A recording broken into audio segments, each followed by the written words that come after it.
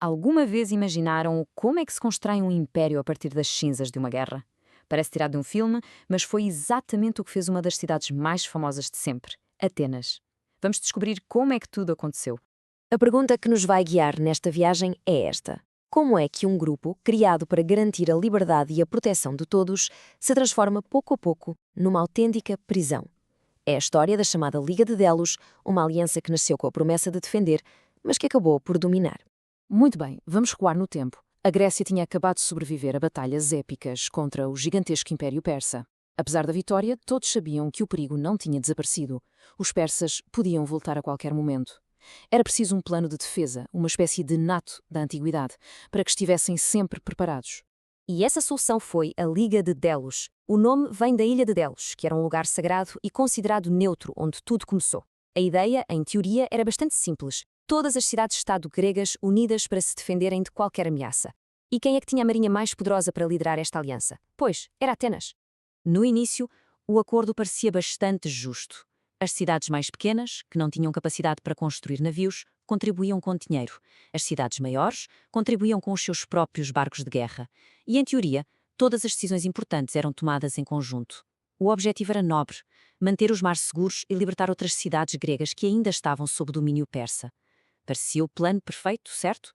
Pois, mas como acontece em muitas histórias, o plano perfeito começou a dar para o torto. O poder, que devia ser partilhado por todos, começou a ficar concentrado num só sítio. A balança começou a pender, e de forma perigosa, só para um lado. Reparem bem nesta tabela, porque ela explica quase tudo. Enquanto a maior parte das cidades se limitava a pagar a sua cota em dinheiro, Atenas usava esse mesmo dinheiro para se transformar numa autêntica superpotência naval. Eles construíam as famosas triremes, que eram basicamente os porta-aviões daquela época, navios super rápidos, avançados e mortíferos. Com os melhores barcos e os melhores marinheiros, em pouco tempo ninguém se atrevia a desafiar Atenas no mar. E claro, este poder militar mudou completamente as regras do jogo. As reuniões da Liga passaram a ser só uma formalidade. Na prática, quem mandava em tudo eram os generais de Atenas. Eram eles que decidiam onde atacar, quando lutar e, mais importante, controlavam as principais rotas de comércio, que eram as autoestradas da economia da altura.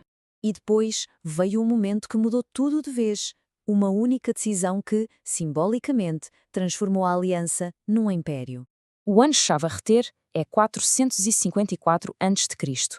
Atenas decidiu, de forma unilateral, pegar em todo o dinheiro da Liga, que estava guardado na ilha neutra de Delos, e levá-lo para a sua própria cidade, para a Acrópole. A desculpa oficial era para o dinheiro estar mais seguro. A consequência real, Atenas puxou a ter controlo absoluto sobre uma fortuna gigantesca que não era só sua. A grande questão é, o que é que eles fizeram com tanto dinheiro? Usaram-no para a defesa de todos os membros da aliança? Bem, nem por isso. Usaram-no para transformar Atenas na cidade mais espetacular do mundo antigo. O famoso Partenon, por exemplo, foi em grande parte financiado com o dinheiro dos aliados.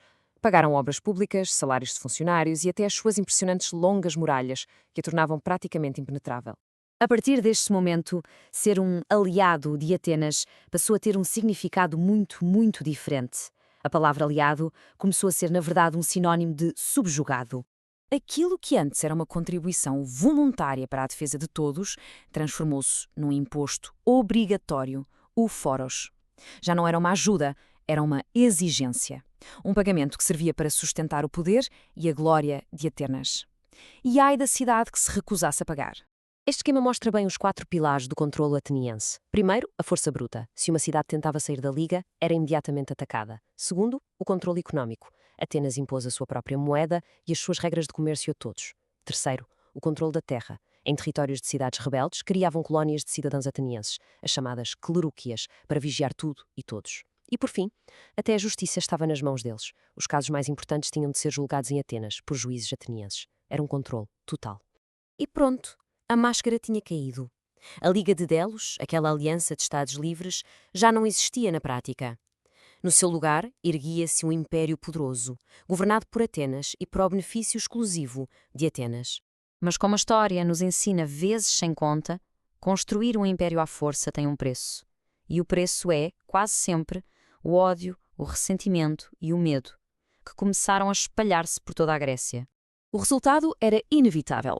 As cidades subjugadas odiavam o domínio de Atenas e outras grandes potências, como a militarista Esparta, começaram a ver a expansão ateniense como uma ameaça direta à sua própria sobrevivência.